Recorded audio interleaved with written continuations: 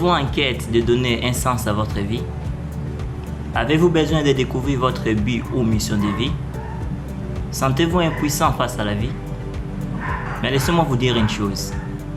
Vous êtes une mine de potentiel inépuisable. Vous êtes la personne la plus importante qui puisse exister. Vous savez, porter une chaussure qui n'est pas à sa pointure, cela déforme la démarche.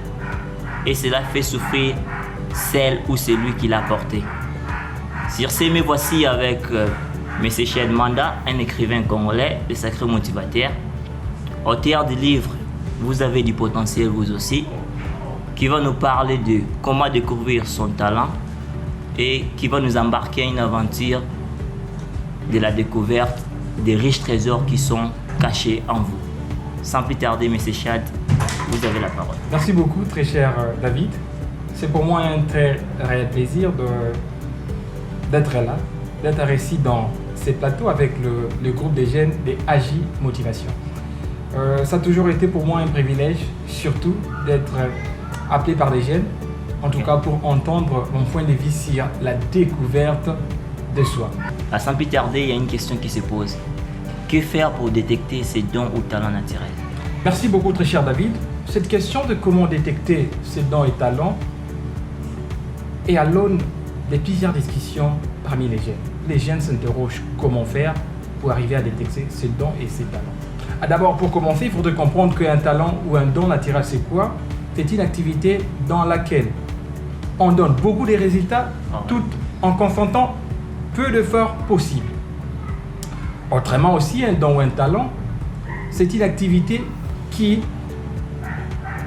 nous prend du temps. C'est-à-dire, quand on est dedans, on est tellement focalisé que l'on perd même le goût de faire autre chose. Quand on est, par exemple, dans son domaine des talents ou dans son don, sachez-le très bien qu'on a une facilité d'apprendre ses dons ou ses talents. C'est-à-dire, le don et talent ressemblent à des activités où l'on peut facilement apprendre sans trop d'efforts. Un autre élément toujours pour aborder cet élément-là du don qui est très important, c'est que quand on est dans son activité de talent ou dans son don, on a tendance à faire quoi? On a tendance à dealer les gens qui sont déjà dans la même activité. Merci beaucoup, M. Chadman, pour cette réponse. Je crois que cela va vraiment aider les jeunes à découvrir leurs talents. Mais je me demande, que faire pour en mettre au service de l'humanité? Merci David pour cette deuxième question. Puisque après avoir découvert ses dons et talents, bien entendu, il faudrait faire quoi? Il faudrait en tirer profit. Alors, comment tirer profit de ces dons et talents?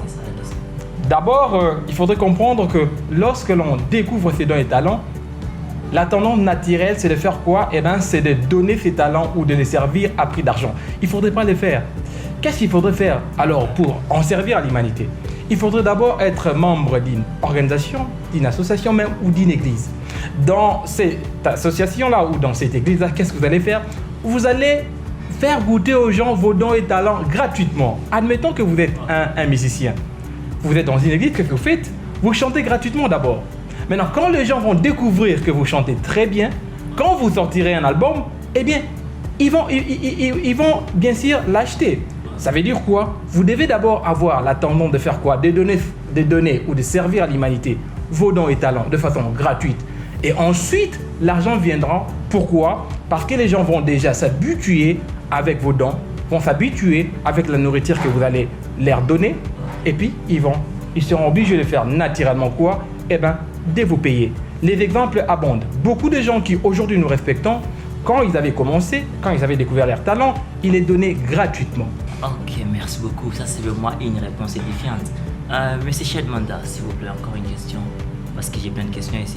Exactement, je suis là pour ça. Ok, pas grave.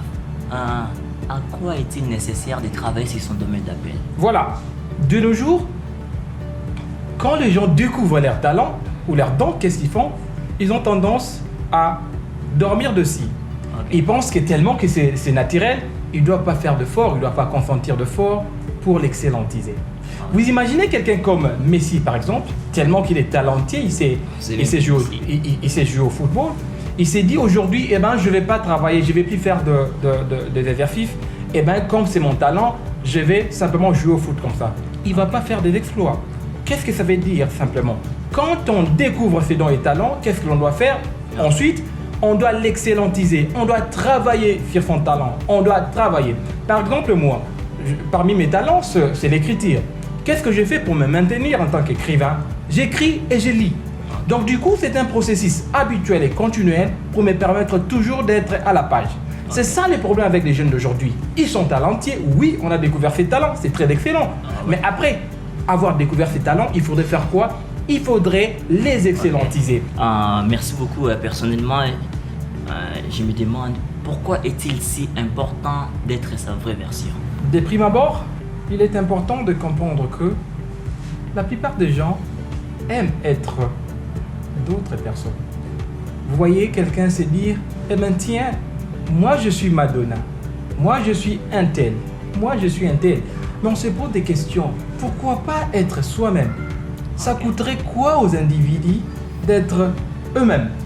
Voilà exactement, je crois bien la raison fondée de votre question qui dit pourquoi est-ce qu'il est important d'être soi-même. Il faudrait comprendre que la meilleure version ou la version originale est toujours préférable à la seconde version. J'aimerais en tout cas donner un exemple.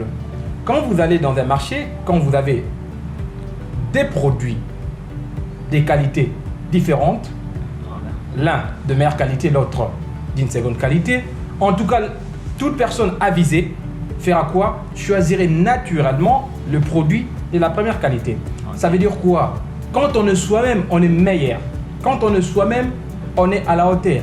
Mais quand on est une autre personne, on ne sera rien que la seconde version.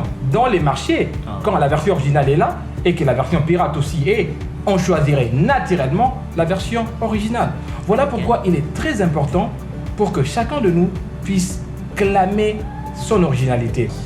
Merci beaucoup, M. Chet, pour cette intervention. Et j'arrive à comprendre que l'être humain est la seule créature qui n'arrive pas à être vraiment elle-même. Exactement. Et je me dis, parfois on ne s'aime pas, c'est pas bien.